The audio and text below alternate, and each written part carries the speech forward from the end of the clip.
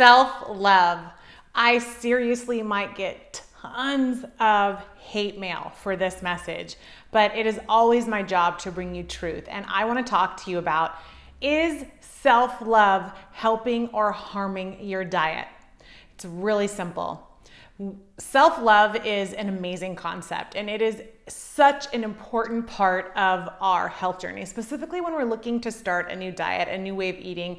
It is probably one of the most important concepts to embrace because we are our own worst critic. We want to beat ourselves up. We want to carry shame, regret, just complete angst and frustration with our body image and lack of ability to be disciplined.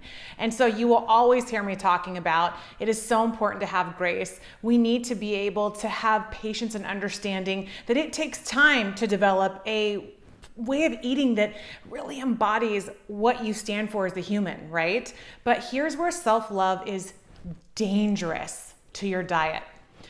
When we are looking to make a change, it is not always going to be comfortable. If I always did what was comfortable, I wouldn't be talking to you today on camera. I wouldn't have had a nutrition practice that was very successful for the last several years. I wouldn't be launching a big brand new wellness academy because guess what? It makes me sick to my stomach. If I listen to my brain and I listen to self-love, I'd be like, but the easy way is this. Right? Or man, that donut looks so good, or I don't need to run today. I've had a really hard week, right? And I think that where self-love becomes dangerous is that we can use it as an excuse.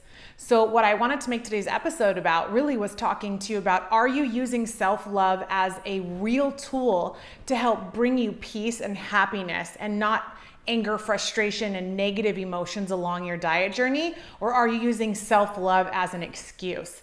And if you are using self-love as an excuse, you want to ask yourself, like, why do I want to cut myself short? Why is it that I'm making excuses for myself? And really start to tackle that area, because if you want to change, right? We know that comfort and change, growth, they do not like each other. If we aren't feeling a little nervous, a little pushed, a little challenged, tiny bit of pressure, then you aren't asking enough of yourself. And your brain wants to take the easy way. It wants to take the comfortable way. It wants to take the way that it knows.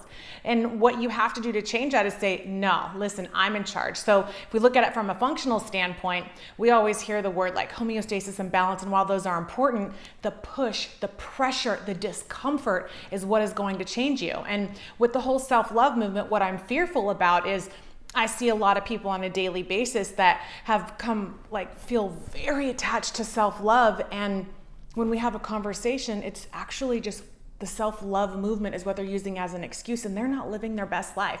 They're not honoring themselves. And when they go to bed at night, they're not feeling self-love. They're feeling a little bit of discomfort, and not discomfort from change, but because they aren't pushing themselves beyond what they're capable of. They aren't necessarily meeting their goals or challenging themselves because #self-love, right?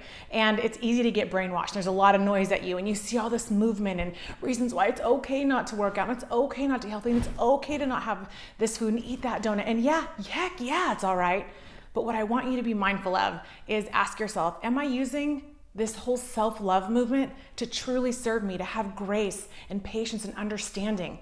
Or am I using the self-love movement as an excuse because I don't want to be uncomfortable, because it's easier for me to just not make change because that's what's more comfortable? I challenge you today to ask yourself, is this self-love that I'm experiencing and what I'm kind of grabbing onto, is it an excuse?